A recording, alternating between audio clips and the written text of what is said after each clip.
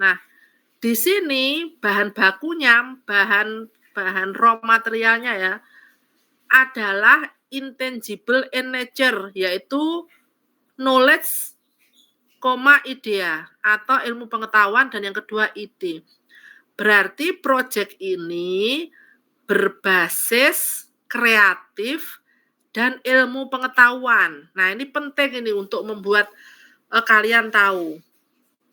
Nah, sebentar harus kita renungkan ya. Proyeknya berbasis ilmu pengetahuan dan ide. Kemudian engines-nya, mesin-mesin transformasinya apa? Kalau yang industri itu punya mesin yang stereotip dan repetitif.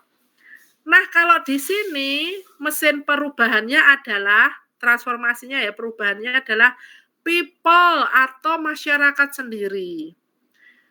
Dengan konsep idiosinkretik dan changing. Nah, ini menarik ya. Changing kan kita sebut sebagai apa namanya bahasa Indonesianya changing itu. Change itu berubah, changing mungkin mengubah ya, sesuatu yang mengubah. Karena akhirnya ing ya.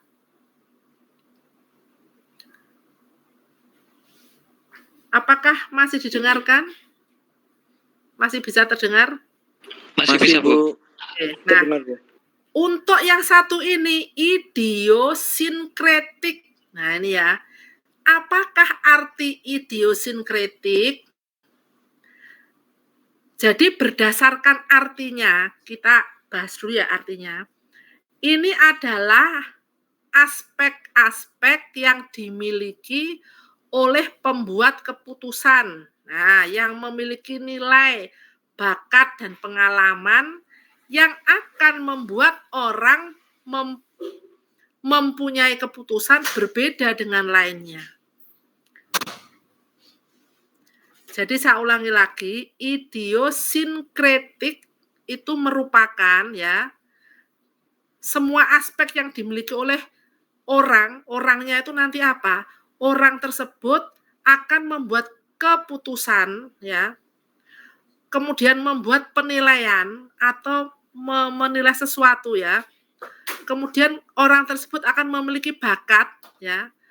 Kemudian orang tersebut juga memiliki pengalaman yang nantinya akan mempengaruhi. Jadi semua yang dia miliki tadi ya, ada value-nya dia, pengalamannya dia, bakatnya dia, how to make decision, itu akan mempengaruhi dia dalam mengambil keputusan. Nanti aku tunjukkan. Bentar, ini harus kamu pahami. Nah, ketika kita menggabungkan, ini bukan yang menulis, bukan aku, terus nanti kamu bilang, wah ini ibu kayaknya mengarah ke paslon nomor sekian. Oh enggak, ini origin ini paper yang nanti aku berikan padamu sumbernya. Jadi paper ini sudah lama ya, sudah jauh sebelum Indonesia ini memiliki konstelasi politik yang seperti hari ini. Era ilmu pengetahuan atau era peradaban ini ada engine-nya, engine transformation. Mesin-mesin pengubahnya itu apa? Gitu ya. Kalau di era industri, mesin-mesin pengubahnya itu berarti ya mesin. Sekarang kamu bedakan ya, ada engines, tulisannya engines itu ya. Itu juga artinya mesin juga. Atau rekayasa ya, perekayasa gitu ya, kalau bahasanya kita ya mesin juga. Yang satu adalah sifatnya, yang satu adalah barangnya. Kalau ini mesin ini ya berarti barang mesin ya, produk gitu ya, yang mempunyai kemampuan atau bentuknya fisik untuk melakukan sesuatu produksi. Sekarang kalau kita ada karakteristik transformation engines atau mesin perubahannya, kalau pas zaman industrial itu mesin perubahannya tuh berupa mesin yang beneran tadi, yang sifatnya barang itu tadi. Nah, sedangkan kalau di era knowledge, era ilmu pengetahuan, maka mesin perubahannya itu adalah manusianya. Nah, Manusia yang bagaimana? Manusia yang idiosinkretik dan yang changing. Nanti kalau kamu mau cari sendiri ya silakan kamu Google ya. Ini juga hasil dari aku membaca.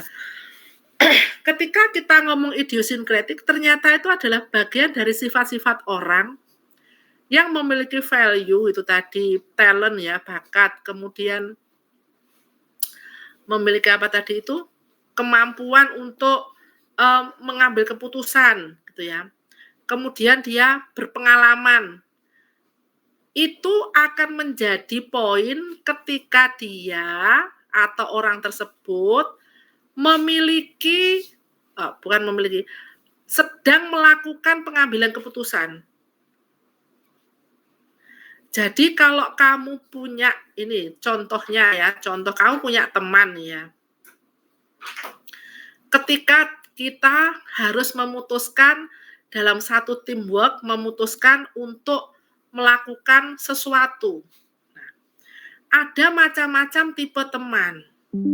Yang satu akan bilang seperti ini, wes aku sembarang dah, aku manut pada kalian, aku pasrah, alias dia nggak punya ide, nggak ada saran, nggak ada sarannya sama sekali, dia ngikut aja. Terus yang berikutnya ada orang yang memiliki saran A gitu. Ada yang berikutnya memiliki saran B. Karena dia orangnya jumlah satu kelompok itu 5 orang, maka ada yang tidak mempunyai saran, ada yang sarannya A, ada yang sarannya B, ada yang sarannya C. Maka bila kalian memilih ketua kelompoknya ini, ketua kelompoknya ini yang kemudian menjadi kunci dari keputusan. Nah, itu ya. Kalau ketua kelompoknya itu mempunyai sifat idiosinkretik, maka dia akan menimbang usulan A, B tadi. Kalau usulan yang manut ya nggak ditimbang, wong dia tidak mempunyai usulan. A, B tersebut berdasarkan pengalamannya ketua kelompoknya. Ketua kelompoknya itu pasti mempunyai, di dalam pikirannya pasti mempunyai pengalaman terhadap sesuatu. Sehingga kadang kita kalau umpamanya disuruh bikin kelompok, di mana kelompok tersebut itu mengacu pada sebuah proyek tertentu ya, proyek itu bisa saja tugas gitu ya. Kemudian kamu memilih ketua kelompok, maka yang kamu pilih itu yang mewakili dari tujuan kelompokmu. Tujuan kelompokmu tuh paling dekat paling bisa didekati apabila kamu mempunyai leader seperti ini gitu ya. Sehingga supaya kamu jelas aku kasih contoh aja. Nah, contoh mungkin yang paling gampang kau lihat adalah kita punya Menteri Pendidikan aja ya. Bapak Nadiem Makarim ini cerita ketika dia membuat Gojek. Di awal, kalau kita lihat, Gojek itu adalah sebuah proyek yang benar-benar berada di knowledge era atau proyek yang bersifat otak atau mikir atau ilmu. Kenapa? Nah, kenapa? Karena sumber daya alamnya ya, intangible nature-nya tuh knowledge itu berarti pengetahuannya si Pak Nadiem Makarim tersebut. Terus ada ide. Knowledge dan ide itu serupa tapi tak sama. Knowledge itu seperti apa yang kamu miliki, seperti kamu punya bahan makanan. Tapi ide itu yang akan menjadikan umpamanya bahan makanannya itu kecombrang gitu ya. Sing gak aro kecombrang golek ono. Soalnya apa? Di Mer tuh lagi mahal-mahalnya rumah makan kecombrang. Kecombrang itu bentuknya bunga, ya bunga kecombrang. Nah, yang mempunyai knowledge itu bisa mengatakan, ini kecombrang, otaknya jalan. Knowledge. Oh, kecombrang adalah bunga yang bla bla bla. Gedenya segini, dia seperti itu. Judulnya terakhirnya apa kesimpulannya? Bunga. Beracun apa enggak? Oh, enggak beracun. Terus gimana? Ya enggak apa-apa. Kalau kamu mau enggak apa-apa. Bisa dimakan? Oh, bisa. Nah, yang punya ide, maka dia menjadikan kecombrang itu adalah highlight dari jualannya. Wes, akhirnya dia membuat yang namanya aneka makanan dari kecombrang. Semula yang kecombrang cuman bunga tok, gak ada nilai, gak ada evaluasi ekonominya setelah diolah sama dia, setelah pasar mengicipi kok enak, kepiting kecombrang, sego goreng kecombrang kok enak, maka mendadak kecombrang punya nilai jual tinggi. Sehingga kalau kamu pengen tahu nilai jualnya bunga kecombrang, kamu sambango di hoki toko supermarket buah-buahan dan sayur-sayuran yang paling mahal se-Blitar ya, se-Blitar, omahku Blitar, se-Surabaya. Se-Surabaya itu kalau kamu ke hoki, kamu bisa tahu berapa nilai harganya kecombrang. Sama juga ketika Pak Nadiem tuh bikin yang namanya Gojek. Gojek dari zaman dulu di Jakarta itu ya sudah ada, dari zamannya tahun 60-an tuh Gojek itu adalah kata lain dari sepeda motor yang disewakan untuk penumpang. Kalau di desa bagaimana Bu? Gak enek Gojek, gak enek. Wong ning desa ku nunut oleh. Ketika di kota, orang mempunyai nilai ekonomi untuk apapun. Maka ketika hanya punya sepeda motor, maka dia berpikir, aku akan menyewakan boncenganku itu untuk orang yang mempunyai keperluan jarak dekat dan fast respon. Maka timbullah yang namanya bisnis pergojekan, karena Gojek itu secara kecepatan dia lebih baik dari becak, ya, dan kemudian dia menjembatani kesulitan ketika macet-macet. Nah, di situ Pak Nadiem Makarim, karena dia mempunyai pengetahuan, menggabungkan antara ide Gojek tersebut dengan pengetahuannya yang disebut sebagai developer aplikasi. Maka di saat itu, pertama kali di Indonesia mengenal kata-kata aplikasi itu ya dari jasanya Pak Nadiem Makarim membuat aplikasi Gojek. Dan itu hanya ada di Jakarta. Kenapa? Karena marketnya bisa membeli Gojek tersebut. Jadi proyek Gojek itu adalah proyek pertama kali yang berbasiskan knowledge, yang kemudian menjadi salah satu proyek legend di Indonesia, yang diikuti oleh use case lainnya. Use case-nya apa? Kalian tahu bahwa ternyata Gojek itu bisa jadi GoSend, bisa jadi GoMart, pokoknya depannya Go. Wes opo wae yang bisa dikirimkan melalui sepeda motor, terakhir GoFood, ya itu akan masuk dalam urusan ide dicampur dengan knowledge, ide dicampur dengan knowledge. Kalau people-nya itu ndak idiosyncratic dan tidak pakai konsep changing, ya tak bahasa no Inggris saya, nanti kamu mengira aku masih di urusan pemilu ya. Tapi changing itu memang bahasanya perubahan ya. Ya apa maneh? Itu deskripsi Indonesia perubahan. Ketika kamu memiliki orang-orang yang melihat dalam sudut pandangnya itu berdasarkan value, nilai, berdasarkan bakatnya dia, pengalamannya, kemudian bagaimana akan terjadi atau proses yang bisa dibentuk dari hal itu, dan kemudian itu dikompilasi atau dibuat pertimbangan dan menghasilkan sebuah keputusan, maka jadilah aplikasi Gojek yang pertama kali yang ngedrive itu artinya menggerakkan Gojek yang secara fisik itu sudah existing. Jadi Gojek itu sebelum adanya aplikasi Gojek itu apa tidak ada? Loh yo wis enek, sudah ada. Bedanya apa, Bu? Bedanya dulu kalau mau cari Gojek harus jalan dulu gang pucuk gang yang berbatasan dengan jalan raya besar. Nah, sekarang nggak perlu. Karena kekurangan itu dipenuhi oleh yang namanya aplikasi.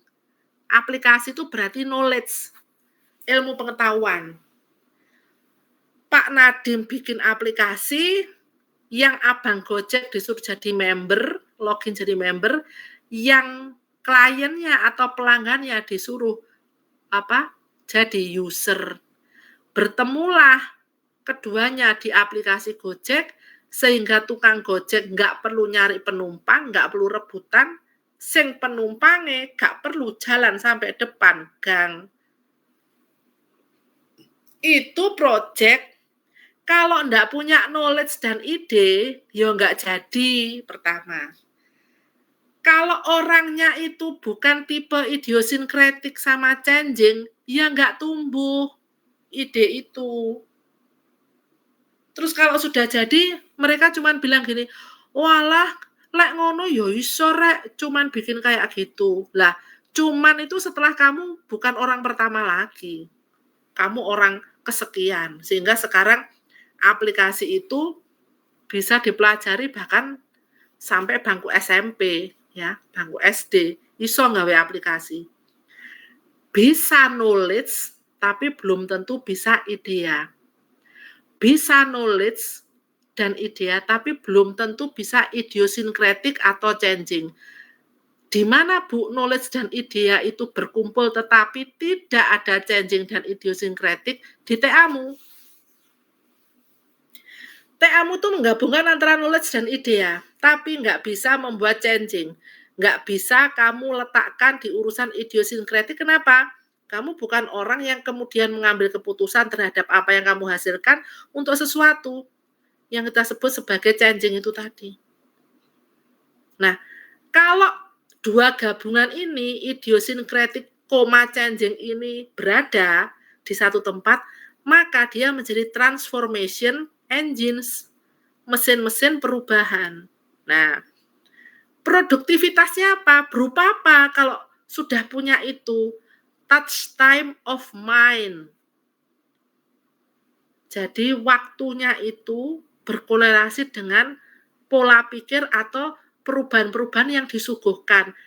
Aku balik maneh kepada Pak Nadiem Makarim karena itu yang gampang kamu lihat semua pada tahu ya. Kemudian Pak Nadiem Makarim tuh mikir, wes kalau bayar gimana ya? Kemudian bilang gitu kepada dirinya sendiri waktu dia mikir mainnya itu loh. Bayarnya pakai uang receh. Lah, bingung susue. Ya apa susue? Bagaimana kembaliannya? Mikirlah. Kemudian beliaunya punya ide yang namanya GoPay. Pertama kali uang atau e-wallet, itu elektronik, wallet itu dompet. Jadi semacam kamu nitip uang di situ pada awal-awalnya, kalau kamu pernah pakai di awal-awal, nitip uang kemudian Abang Gojeknya tinggal ngeklik sejauh mana dia itu ngeterkan kamu dan itu mempunyai nilai uang berapa, jadi diambil dari saldomu. Hanya seperti itu. Dulu seperti itu. Setelah touch time, waktu berlalu, kemudian GoPay ini membesar nih. GoPay membesar, tidak lagi bisa dinaungi oleh manajemennya Gojek secara project. Akhirnya GoPay dijual sendiri. Sekarang manajemennya Gojek, projectnya Gojek itu dengan GoPay itu bukan di bawahnya ya, tapi adalah bersanding. Nah, ini touch time of mind-nya seperti itu. Kalau cerita lanjutannya, kemudian GoPay bersinergi dengan Tokopedia yang kemudian jadi Togo itu, dan belum berapa lama dia saling berhubungan, sudah putus lagi ya kayaknya. Karena memang mempertahankan yang model begitu memang sulit ya kalau terkait dengan yang namanya keuntungan. Nah, ini kita ngomong produktivitas. Interaksinya apa? Nah, ini yang menarik. People work with people. Jadi orang dengan orang. Include customer, high collaboration dan communication. Wes, ini paling mahal ini. Interaksi yang harganya bisa mahal. Contohnya apa nih? Contoh, ya. Aku ambil contoh itu, sebetulnya mungkin kamu belum mengalami itu, tapi cerita ini menjadi salah satu cerita yang mungkin aku bilang kepadamu, ini history ya. History itu saat kita berkenalan dengan Android. Jadi Bu Oki itu hidup pada saat zamannya gadget itu pertama kali itu Nokia C36. C36 itu Nokia tuh aku megang Nokia tuh tahun 2001. Nah, pada saat itu Nokia tuh sudah bagus ya, sudah bagus. Tipis dan punya kelengkungan atau kurve. Jadi kalau megang di tangan tuh nggak seperti megang balok gitu, dia mengikuti pola bentuk tangan. Di saat itu masih bisa SMS tok. Saat itu. Nah, setelah era Nokia, maka ada project lagi karena kita mempunyai yang namanya, kalau kita kaitkan dengan telco ya, setelah 2G itu kita namanya punya 3G, maka tumbuhlah yang namanya RIM. RIM itu adalah produsen BlackBerry. BlackBerry itu menurut aku loh ya, adalah salah satu sistem terbaik dan terenak yang pernah aku rasakan dibandingkan dengan pakai WhatsApp Android. BlackBerry itu mengakomodasi gadget beserta OS-nya. Kalau dulu, kalau kamu pengen kenalan sama sesama BlackBerry, itu harus punya yang namanya PIN BBM, namanya PIN BlackBerry Messenger. Kalau kamu sudah bisa nginput PIN itu, maka kamu bisa ngechat seperti kita chat WA itu. Bedanya apa? Bedanya kalau kita di BlackBerry itu, umpamanya kita punya satu grup WA ini ya, kamu di dalam satu grup WA tuh bisa punya bermacam-macam ruang yang menyamakan keinginanmu. Jadi umpamanya kita punya grup satu kelas ya, sejumlah 40 orang. Kemudian yang 20 tuh suka ngomong perkara fashion, maka yang 20 orang itu bisa ngegrupin di dalam grupmu, di dalam grup WA, dalam grup BlackBerry itu. Jadi ada grup di dalam grup itu ya di BlackBerry, sehingga kalau ngomong itu nggak campur-campur. Kalau ketika pertama kali aku merasakan WhatsApp di Android itu, aku ngomong sekali belum dibalas sama temanku sudah ketindes sama omongan orang lain. Karena kita punya passion yang tidak sama. Kalau saya ngegrup di grup, umpamanya grup mama, saya nggak bisa campur di grup lainnya. Pakai grup yang berbeda dan itu bikin berat. Kalau di BlackBerry nggak, satu grup kamu bisa pakai room macam-macam gitu. Kayak apa kalau Zoom itu apa namanya? Breakout room ya. Kayak semacam itulah. Kayak kamu kan kalau nge-Zoom ya kan, kamu kan bisa punya breakout room ya. Ini juga bisa sih punya breakout room. Saya lihat gambarnya 4 ini. Nah, kayaknya ada breakout room di sini. Nah, kalau di BlackBerry itu seperti itu. Nah, disitulah kita bisa menyamakan semuanya. Menyamakan artinya kamu bisa punya komunitas. Baru sekarang kalau kamu sudah update WA terbaru, WA terbaru tuh punya ini ya, punya apa jenenge? Komunitas. Setelah chat tuh ada pojok sendiri ya, ada gambarnya orang 3 tuh, kalau di pita tuh namanya komunitas. Baru chat, baru kemudian pembaruan, baru kemudian panggilan. Zaman biyen ning gini BlackBerry Messenger itu sudah ada. Nah, itu yang mengawali, kemudian timbullah yang namanya media sosial. Jadi sebetulnya media sosial pertama kali itu ya ada di BlackBerry Messenger itu. Kemudian pertama kali ya setelah BlackBerry Messenger itu adalah Facebook. Pertama kali. Aku punya Facebook itu tahun 2005. Sekarang aku sudah nggak main Facebook, bosen. 2005 Facebook pertama kali aku ya, bukan tumbuhnya Facebook, enggak. Populer di kampus itu 2005. setelah hari gini ya mulai dari IG dan lain-lain kamu tahulah. Dan orang dapat duit, terbayarkan, punya salary, punya hak untuk menerima uang, itu apabila kamu memiliki high collaboration dan high communication. Bahasanya sekarang kalau di IG sama TikTok itu adalah follower. Kalau punya follower banyak ya, enggak hanya banyak tapi banyak, berarti kamu tuh judulnya high collaboration dan high communication. Nanti impact-nya apa? Impact-nya akibatnya tuh kamu bisa punya bayaran banyak karena kamu merupakan gate voter, pintu-pintu orang yang kamu tempat pengumpulan suara istilahnya. Kamu tempat di mana orang itu berkerumun di dirimu itu. Jadi kalau orang mau promo something, mau bilang something yang bersifat ekonomi atau bersifat nilai uang, maka kamu dicolek nih buat sebagai marketernya. Nah, ini adalah proyek yang tumbuh di masa keilmuan.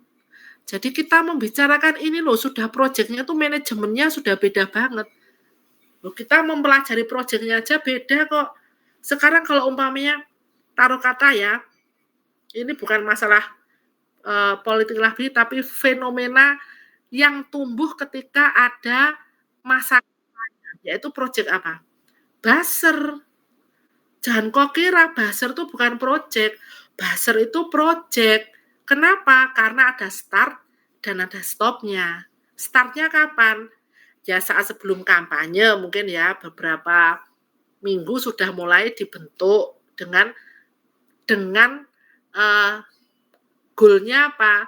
Pergi ke semua situs-situs yang rame orang yang punya follower banyak itu untuk komen-komen kayak gitu.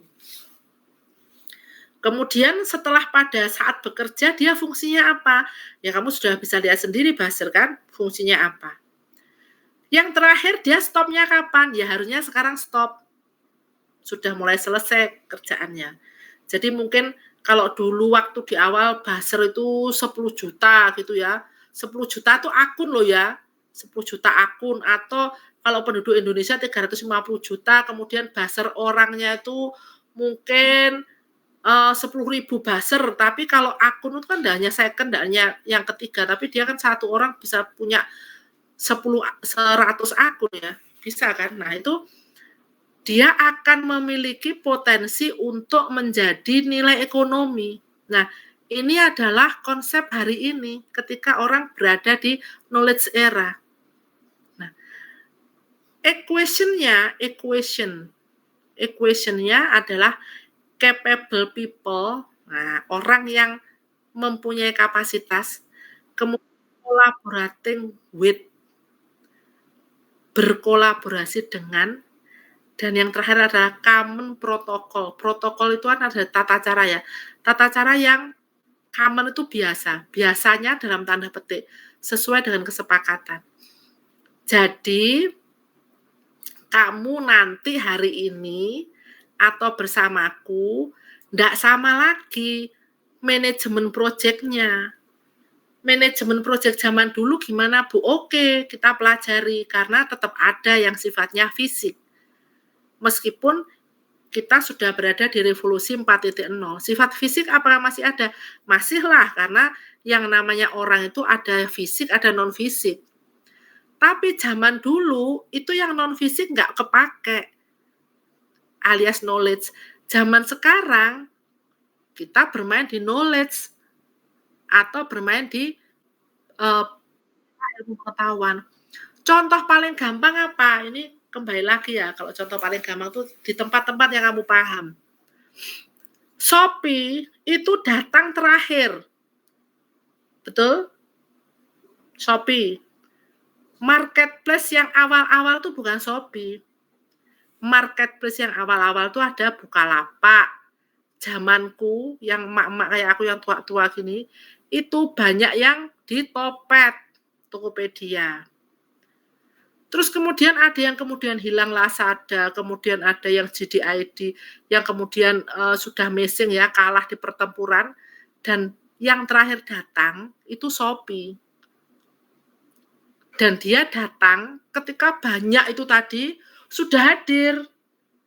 Lah kok dia bisa menang? Ya karena dia memiliki konsep yang menjadikan dia bisa bertahan. Capable people yang disasar, collaborating with common protocol. Itu yang kemudian menjadikan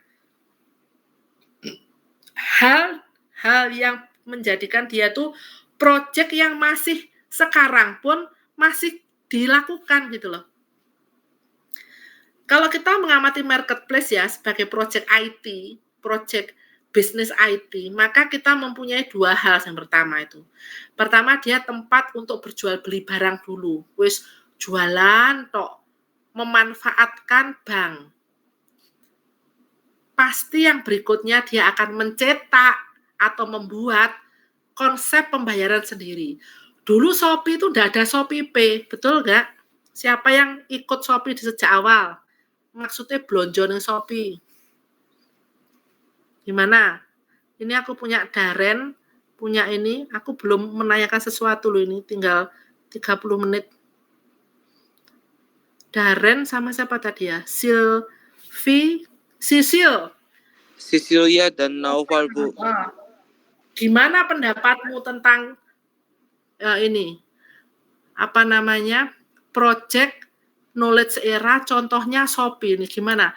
Tentang adanya Shopee dan pendahulunya ini. Kau bisa membuat opini nggak?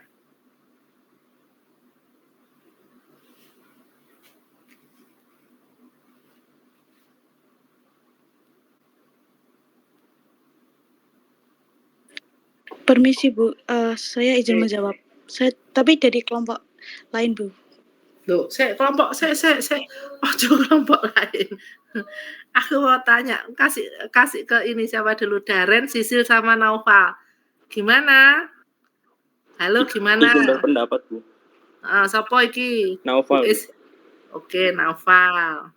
Kalau menurut saya itu menjadi sebuah kemajuan dan perkembangan, Bu. Dari awalnya hanya e-commerce saja, sekarang itu Shopee bertransformasi menjadi sebuah seperti multi payment, bisa bayar kemana-mana gitu. Jadi bisa untuk pembayaran di aplikasi Shopee sendiri dan pembayaran di merchant-merchant lain, begitu, Bu. Oke, itu adalah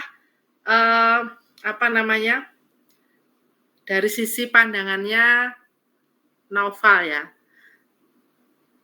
Aku ini kan dulu mendahulukan yang incumbent tuh Naufal, oke udah aku catat ya. Yang kemudian incumbentnya ada dua, Daren sama Sisil. Bagaimana? Izin untuk memberikan pendapat Bu. Oke, silakan nama Sisil ya. Cecilia Bu. Oke. Menurut saya Shopee itu kenapa bisa lebih maju di knowledge era ini dibandingkan pendahulunya, mungkin karena collaborating itu ya Bu. Collaborating itu kan juga termasuk dalam hal promosi ya, jadi bisa saling menguntungkan dengan pihak-pihak yang lainnya yang mengadakan promosi dan juga pemberi promosi juga. Dan satu lagi karena di touch time of mind itu salah satunya yang paling disukai orang mungkin itu Bu, Shopee Pay Later, di mana orang-orang kalau menurut saya kurang tahu, tapi lebih terkenal di Shopee kali ya untuk Pay Later ini, karena bisa mempermudah customer-nya untuk beli dulu baru bayar kemudian gitu. Oke, bagus. Jadi pendapatnya Sisil nih aku catat ya, karena lebih pendapatnya Sisil itu lebih customize ya, lebih menjurus. Ada dua hal yang disoroti Sisil. Yang pertama adalah collaborating. Yang kedua adalah ide untuk mengadakan Shopee Pay Later ya. Oke. Aku sorot dari yang pertama, kolaborasi. Iya benar, ini kemudian menjadikan salah satu yang menaikkan ratingnya Shopee ya, maksudnya dia jadi digemari gitu ya, kolaborasi untuk menjual atau pada proses penjualan. Nah, kalau yang pernah aku dengar ya, karena aku nggak pernah join di situ. Ini menarik ketika urusan dropshipper itu marak. Itu yang memulai di Shopee. Itu pengamatanku berdasarkan bukan aku masuk ya, tapi berdasarkan aku membaca. Kalau kalian belum pernah di urusan dropshipper, berarti kalian kan hanya membaca dari pengalaman orang ya. Itu pengalamanku ketika zaman Topat sama Bukalapak, apakah tidak ada dropshipper? Rasanya belum ada. Jadi dropshipper itu baru hits atau hit, baru muncul, baru populer ketika Shopee. Dan kemudian Shopee Pay Later itu sebetulnya kan sama dengan kartu kredit ya, tapi nggak pakai review di perbankan. Nah, ini yang kemudian menjadikan juga salah satu penarik dari orang-orang berada di situ. Oke, ada 2. Yang kemudian orang ketiga ini Darren ini. Selain share screen, kamu apa, Darren? Kamu mau menjawab? Ya, oke. Menurut saya, pendapat saya hampir sama dengan Naufal dan Cecilia, Bu. Bisa, walaupun kamu hampir sama. Harus ada kata-katanya yang bilang hampir sama aku nanti. Oh ya, Bu. Kalau di Shopee kenapa bisa lebih maju, karena aksesnya itu mudah, Bu, untuk diakses ke semua orang. Dari penjualan, orang mau jual barang dia gampang, terus orang mau beli itu juga gampang, Bu. Terus itu sebentar, Darren. Kalau dari yang sebelah kanan sendiri ini, karakteristik apa yang menonjol? Mau menjual barang gampang, mau membeli gampang. Ini ada 4 karakteristik, 1, 2, 3, 4, 5 karakteristik. Yang mana yang menonjol itu? Kalau Shopee itu. Yang kelima, Bu.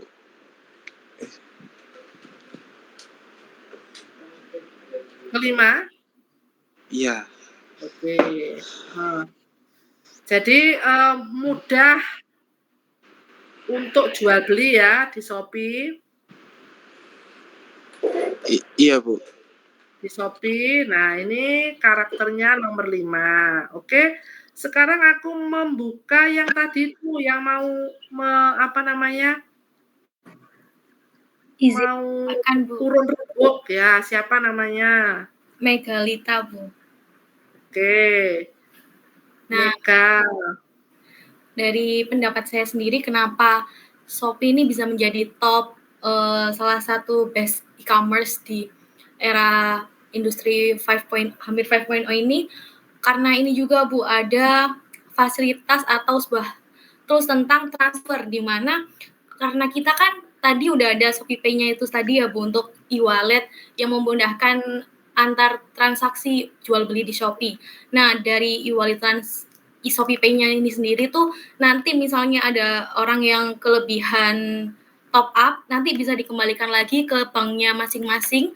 Nah, itu bisa tanpa adanya admin. Nah, itu menjadi nilai plus di mana orang-orang itu kadang kalau misalnya habis gajian menyisihkan gajinya untuk di top upin ke Shopee dulu. Di sisi lain kan Shopee juga udah di collaboration sendiri, ada bisa bayar pulsa, tagihan, terus paket data, beli kayak gitu-gitu tuh juga udah ada di Shopee. Jadi semakin memudahkan banyak orang, dan itulah yang menjadi alasan mengapa Shopee jadi best seller gitu sih, Bu. Oke. Ini karakteristik nomor berapa kira-kira, Meg? Bisa di touch time of tools juga sih, Bu. Oke, touch time of mind. Oh iya. Apa interaction? Kalau modelmu yang mana? Interaction bisa, karena kan dari bank transfer itu kan menjadi sebuah interaksi gitu, Bu. Oke. Ini Siapa yang mau lagi ya? Ini wis tiwasan tak sena tak edit lagi, Ding. Siapa yang Oh mau iya, Bu. berpendapat lagi? Oh iya, Bu, Mumpung saya aku mau bisa ngedit. berpendapat. Siapa namanya? Saya Dinda, Bu. Dinda. Oh, Dinda yang kemarin ya. Oh iya, Bu. Menurut saya Dinda, Shopee Dinda namamu Dinda siapa? Dinda Dwi Makfiro, Bu. Ya, oke. Soalnya tak tag yang kemarin grup 1. Kamu utang loh Oh grup iya. 1. Oh iya, Bu. Wes, ayo Din. Oh iya, Bu. Izin menjawab ya, Bu. Menurut saya itu Shopee menjadi daya tarik yang tersendiri untuk pelanggan itu karena sistem Shopee sendiri, Bu. Shopee itu memberikan sistem di mana dimulai dari pembelian yang mudah dan menyediakan pinjaman ataupun Shopee Bank yang mana klien dapat dengan mudah mendapatkan uang. Tidak hanya itu, klien juga dapat membuat rekening dengan mudah di Shopee Bank itu sendiri, Bu. Jadi, kayak sistemnya itu setelah gajian kita top up, setelah itu bisa bayar pembayaran jasa seperti listrik dan lain-lain. Dan banyak kan juga klien itu kan yang dari Gen Z ya, Bu, yang dimana mager kayak mobilitas. Shopee juga menyediakan Shopee Food yang mana harganya juga affordable daripada GoFood lah, Bu. Tidak hanya itu, Shopee juga menjadi daya tarik yang tersendiri untuk klien itu karena Shopee mengadakan kayak flash sale, terus Shopee Game yang mana kita dapat mendapatkan harga yang murah dan kadang itu mendapatkan hadiah, Bu. Seperti itu. Oke. Nah, pertanyaannya Din, kalau melihat seperti itu, maka ketika kita mengamati pembuatan aplikasi Shopee ya, atau kita mempunyai project membuat Shopee itu tadi, Shopee application itu, kira-kira kamu bisa berpendapat nggak project-nya Shopee dalam konteks pembuatan aplikasi Shopee itu mempunyai skop sampai apa nih? Kamu orang luar mengamati, Shopee itu kan berupa project kan, project membuat marketplace, application marketplace gitu ya. Kamu bisa nggak bilang, ini skopnya sejauh mana gitu ya, untuk project-nya ini. Mungkin project-nya sejauh mana nih? Mungkin bisa dikatakan project Shopee itu lumayan besar sih, Bu, dari perbaruan yang awalnya Shopee itu bayarnya kan cuma paling berarti meliputi apa gitu. nih? Meliputi bisa apa nih? Meliputi apa? Pembayaran itu sendiri, terus pembayaran pertama apa? Jual beli, dimulai dari jual beli kan, Bu, terus jual beli dalam konsep itu berarti jual beli yang bagaimana? Jual beli produknya sendiri, bukan ada penjual dan pembeli. Di awalnya dari penjual dan pembeli, terus setelah itu dari pihak Shopee-nya sendiri menyediakan kayak Shopee Bank, terus pinjaman, gitu. Setelah itu adanya pembayaran jasa kayak listrik, pulsa, dan lain-lain, gitu, Bu. Mungkin tak kandani, Rek. Kalau kamu ditanyain scope project, maka kamu harus menyebutkan domainnya project itu apa. Kalau Shopee itu berarti domainnya project yang pertama itu apa? Membuat project apa kalau Shopee itu yang pertama? Yang lawas tentang e-commerce. E-commerce atau marketplace, oke ya. Terus yang kedua setelah e-commerce, kemudian dia bisa bayar-bayar itu, berarti dia membuat apa? Shopee Bank. Apa? Mungkin Shopee Bank, Bu. Shopee kemudian itu pula Shopee Bank jenenge Shopee. Domain besarnya namanya apa? Perbankan. Bener. Kayak perbankan gitu nggak sih, Bu? Ayo. Ayo apa? Coba bukaan fintech, finansial teknologi. Ojo ya. Jadi, oke, terima kasih Dinda sudah berusaha menjawab. Jadi aku tambahkan ya, kalau kamu menyoroti project, itu bukan project dalam arti satu nama. Kalau kita ngomong Shopee itu domainnya berarti projectnya apa? E-commerce atau membuat marketplace. Sama seperti Bukalapak, sama seperti Tokopedia, gitu kan?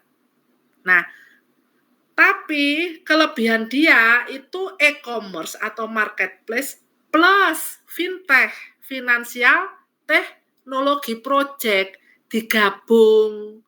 Jadi e-commerce dan fintech gabungan. Nah, itu beda dengan Gojek dan GoPay. Kalau Gojek awalnya adalah kurir atau transportation, local transportation ya, transportasi lokal, karena dulunya kan pakai motor, pakai mobil juga dalam kota aja. Dulunya kan nggak luar kota, sampai hari ini kan gantiin taksi kan. Dia kolaborasi atau membuat proyek berikutnya adalah proyek apa? GoPay. GoPay itu apa? Fintech. Bedanya kalau di Gojek, GoPay-nya itu sudah diputus jalan dewe-dewe ya. Kalau di Shopee jalan dewe apa masih barengan? Gimana, Din? Oh, masih barengan Bu kalau Shopee. Oke. Berarti Shopee itu punya proyeknya, e-commerce iya, fintech iya. Fintech itu finansial teknologi. Ya, bareng kan? Kalau di Gojek sama itu beda. Dulu pernah bareng, habis itu karena nggak ngatasi untuk segala macam manajerialnya, akhirnya keluar dari Gojek. Nah, itulah yang namanya project. Ada start, ada stopnya. Bu, kalau stop tuh berarti apa? Tidak berkembang. Ya iya, dia tidak berkembang secara tubuh gitu ya, kayak kamu gitu ya, sudah kamu mentok perkembangan tubuhmu umur 17 tahun selesai. Lah kalau kamu bertumbuh terus kan umpamanya Daren kan 1 meter lah sampai sakit tumbuh, ya kan? Nggak tumbuh namanya. Stop. Tapi kemudian apa? Ada enrichment atau pengayaan atau memperbaiki atau enhancement. Nah, sama, kalau kamu punya yang namanya project, seperti project jalan tol. Lek wis mari ruas jalan tol dari mana yang Bang? Dari Malang ning desaku ya, desaku Blitar wis iku ruas jalan tolnya lagi ono. Setelah jalannya selesai bagaimana? Ya selesai. Kemudian proyeknya apa? Maintenance jalan raya. Apakah itu proyek? Iya. Mungkin sekarang proyeknya adalah memberi lampu-lampu ya, karena jalan itu kan masih baru. Mungkin setelah itu pakai etle itu apa? Elektronik tilang, mungkin kayak seperti itu. Tapi di situ belum ada. Itu kan proyek ya, nanti berangsur-angsur bahasanya seperti itu. Nah, jadi inti dari ketika kita ngomong proyek, kalian kalau sulit mengingat-ingat, ya kalian ingat yang pertama itu Repelita itu untuk proyek besar sistem, ada start, ada stop, ada goal-nya, kemudian ada review goal-nya gimana. Kemudian kalau kita mau ngomong yang proyek yang skala industri yang pakai istilahnya berbasiskan hard atau physical layer ya, in nature itu berarti ya proyek pembangunan jalan Dendels itu yang fenomenal. Proyek pembangunan jalan kereta api itu juga fenomenal. Proyek umpamanya pembuatan dulu Monas juga fenomenal. Itu kalau di Indonesia ya. Nah, selain itu ya tetap semua proyek yang mempunyai akhiran, kamu melihat sesuatu yang sifatnya pembangunanku proyek semua karena ada start, ada stopnya. Jadi proyek itu pasti punya stop, tidak start terus. Nah, pembagian proyek di sisi industri dan di sisi knowledge kamu sudah jelas. Sehingga kalau ada anak Telkom yang ngomong lulus mari ngono, Bu saya sudah nggak kebagian kerjaan Bu, di Telkom sudah habis. Ya karena kamu melihat di Telkom versi industrial era. Industrial era kok apa? Bangun jaringan, bangun BTS atau Inut B gitu ya. Kalau untuk 4G, untuk 5G. Kemudian bangun satelit. Lah kalau itu semua sudah terbangun, terus gimana loh kamu nggak ada proyek lagi lah An? Yoga. Kalau kamu pikirannya picik, kamu nggak tahu yang namanya proyek, kamu merasa sudah berhenti hidupmu.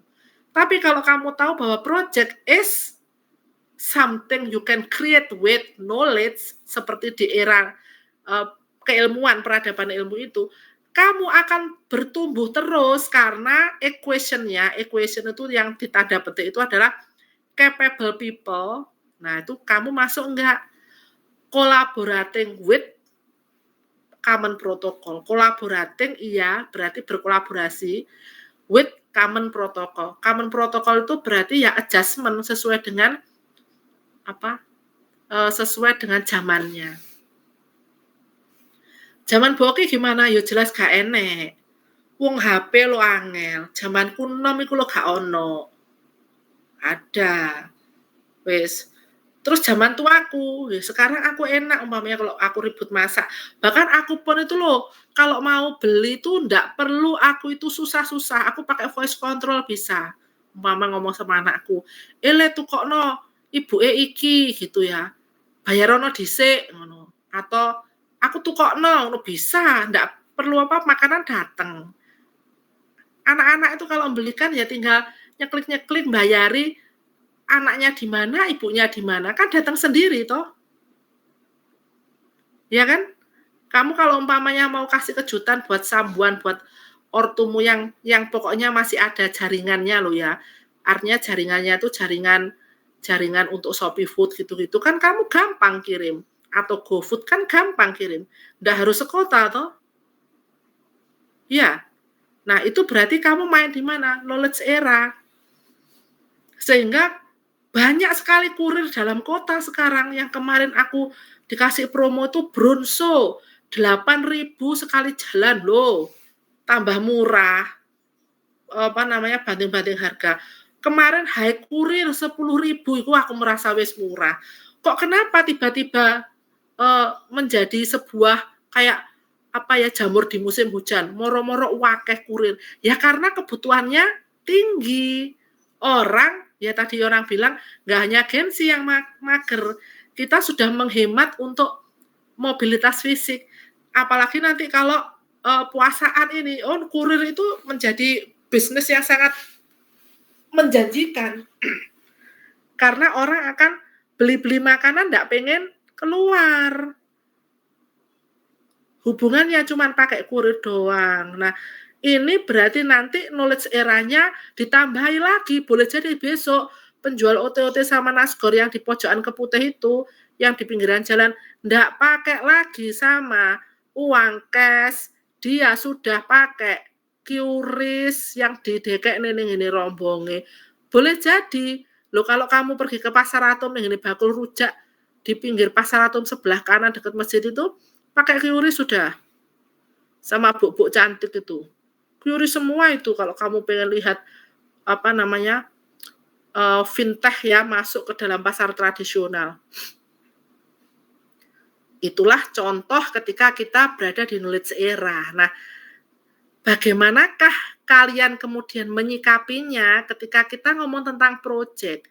Jadi ketika orang ngomong tentang project itu kadang-kadang kita dapatnya berat-berat ya. Aduh, projectnya apa? Umpamanya kita menggali untuk optical fiber, it's okay, but one lifetime, taruh kata, sekali dalam seumur hidupnya berapa tahun kita boleh gali-gali lubang, nggak mungkin kita gali-gali lubang dan dudut kabel optik itu setiap tahun, nggak mungkin. Lah ya rugi jalannya kalau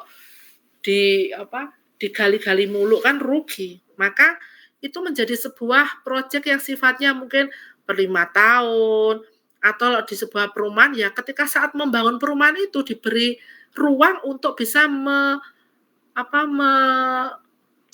dudut fiber optik di bawah tanah mungkin gitu ya. Kalau kamu ke Surabaya Barat sana ke Citraland ya seperti itu, sudah seperti Singapura. Pokoknya Indonesia tuh kalau kamu di Citraland kamu serasa Singapura, kalau kamu keluar Citraland kamu serasa di Thailand. Pokoknya luar negeri kabeh. Thailand itu, terutama kalau aku ya di Bangkok ya, karena lain Bangkok cuma satu kota aja yang tahu. Itu persis di rumah kita. Ciri-ciri yang paling menonjol apa? Yaitu di atas, kalau kamu melihat ke atas itu jaringan kabel telepon, internet, dan kabel listrik saling belit-membelit menjadi satu. Wes itu di Thailand gitu, ya di Indonesia gitu. Full kabel itu saling bergelantungan. Nah, kalau kita melihat pada konteks barang, raw material, atau physical in nature, kamu masih berada di industrial era. Nah, kalau kamu pengen cari yang unlimited atau tak terbatas, intangible in nature, tak terbatas dengan sumber daya alam, maka kamu berada di knowledge dan idea, ide. Oke?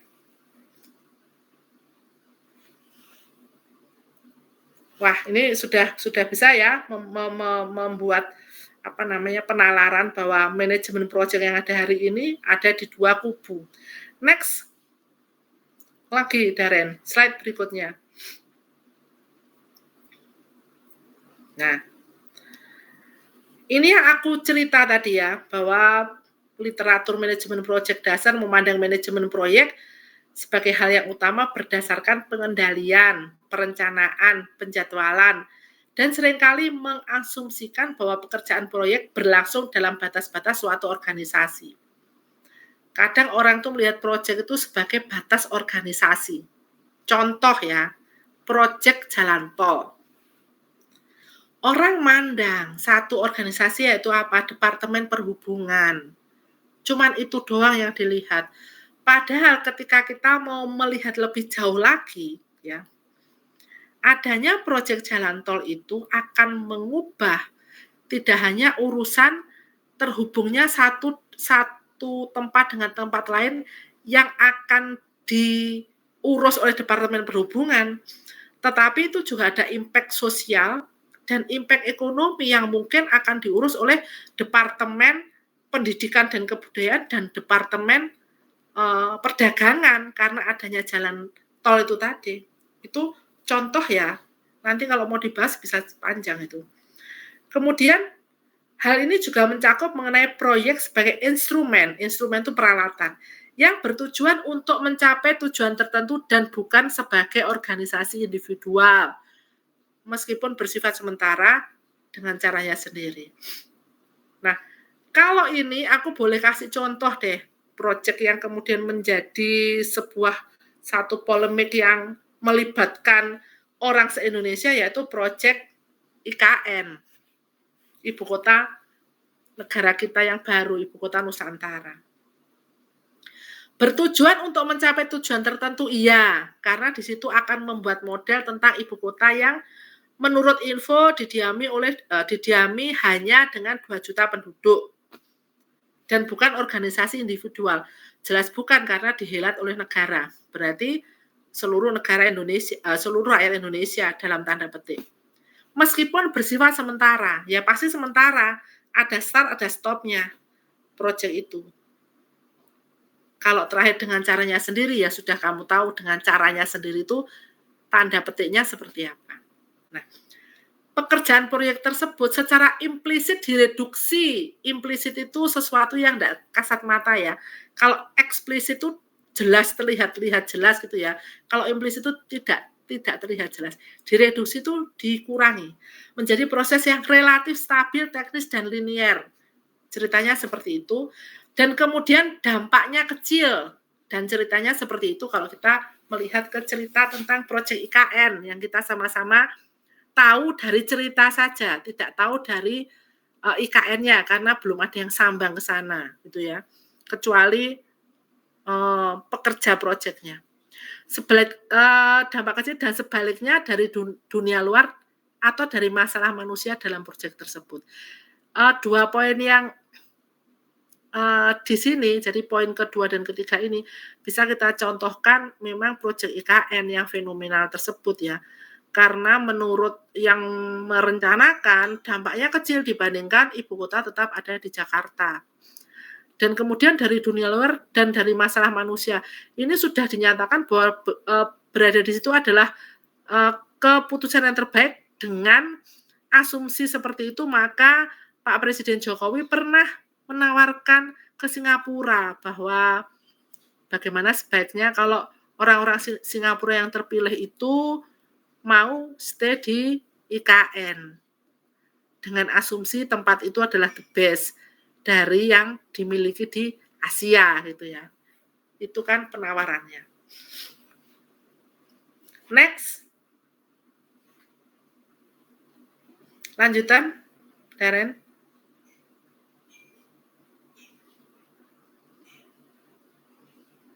Nah,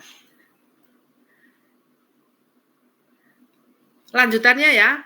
Tapi secara fakta, yang kita lihat secara fakta, perangkat teknis, jadi teori manajemen proyek itu sangat dipengaruhi oleh manajemen ilmiah dan mengandung aliran Taylorisme yang cukup kuat. Nah, ini kenapa aku menuliskan Taylorisme yang cukup kuat ini, karena sekarang kan kamu kalau lihat IG itu kan, ini contoh ya, kamu pernah nggak melihat IG yang ada curhatan kepada Mbak Taylor? Coba aku tanya pada Sisil. Iya. Apa maksudnya, Sil, seperti itu, Sil? Kalau aku nanya ke kamu.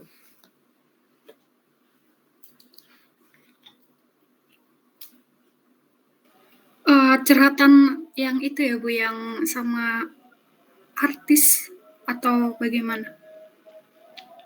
Kamu pernah nggak ada FYP yang mampir di kampus, Mbak Taylor, aku mau nanya gitu? Iya Bu, pernah Bu. Apa itu maksudnya? Mungkin karena tren kali ya Bu. Tren. Tren apa? Tren waktu itu banyak netizen yang cukup sangat mengidolakan Taylor Swift dengan lagu-lagunya. Jadi setiap membuat konten itu berisikan suatu curhatan dengan lagunya Mbak Taylor ini. Kemudian diawali dengan seperti aduan gitu ya Bu, atau gimana? Nah, sebetulnya ya, itu mungkin sama ya pikiran Taylorisme itu kan kadang-kadang kita kalau ngomong Taylorisme dengan I itu kan artinya penjahit ya. Kalau yang ini kan berarti orang ya. Nah, boleh jadi ini kan cerita ini ya. Jadi paper yang aku kutip ini dengan FYP-nya Mbak Taylor tadi, itu perbedaannya ada nggak tulisannya? Kalau Taylor itu pakai I apa pakai Y?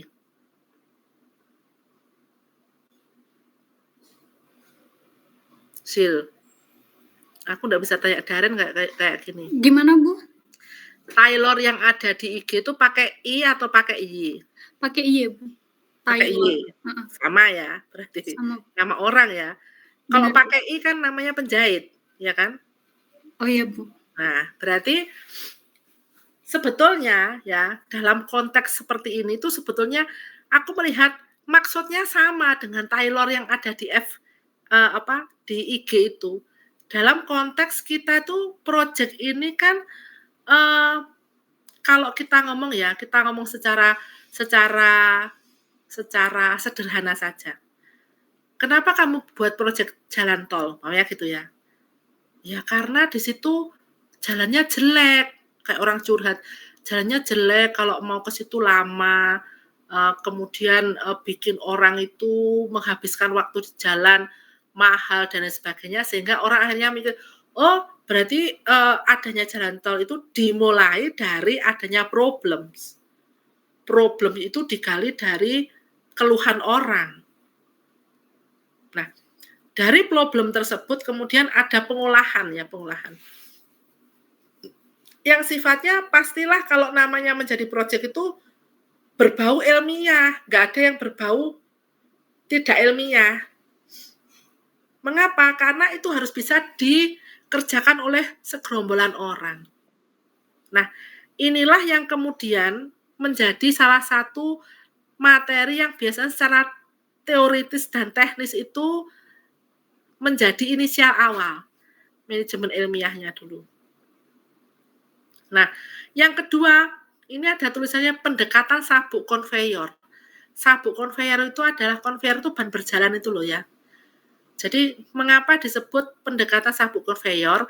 Karena pekerjaan proyek adalah seperti konveyor atau seperti ban berjalan yang berjalan dari tahap A, B, C ke D. sungguh hampir tidak ada proyek itu yang loncat-loncat dari A ke D, dari D ke C, dari C ke B, nggak ada, itu poco-poco itu. Jadi kalau proyek itu pasti sifatnya serial, bukan paralel. Nah, awal dari semua proyek itu ya, semua proyek-proyek besar, contoh yang mungkin sekarang mengubah dunia itu adalah handphone. Itu diawali oleh proyek militer ya, militer. Dan kemudian diadop oleh masyarakat industri. Kalau kita mau melihat asal muasal HP yang pertama, atau HP itu kita ngomongkan kan bentuknya adalah wireless ya. Berarti kita ngomong bentuknya bukan, kalau wireless zaman dulu itu kan HT, handy talkie. Kamu tahu nggak HT, handy talkie? Halo, Noval? Noval tahu nggak HT, handy talkie? Ada nggak Noval? Noval? Oh, Noval gak ono rek. Apakah Noval masih stay di sini Noval itu? Noval wajib stay loh yo. Aku nonton Noval. Lek gak stay sampai lo Noval iku berarti HP-ne ku. Ya kayak laptop saya. Enggak. Bagaimana, Bu? Nah, kamu tahu nggak handy talkie? HT? Iya tahu, Bu. Ya apa HT itu? Bagaimana HT itu? HT itu alat komunikasi yang dari radio, Bu. Jadi orang A dan orang B itu bisa komunikasi lewat radio, Bu. Cirinya apa cirinya? Dia barangnya kecil, terus kalau mau ngomong itu harus ditekan tombol baru bisa ngomong dengan orang yang di frekuensi yang sama. Terus ketika ditekan tombol tuh bisa ngomong langsung, saling omong-omong apa enggak? Ngomongnya harus bergantian, Bu. Oke, berarti namanya apa kalau ngomongnya harus bergantian? Sistemnya apa itu namanya? Ngomong bergantian namanya apa? Konsep kirim-kiriman voice-nya namanya apa? Half duplex mungkin, Bu. Oke, half duplex ya.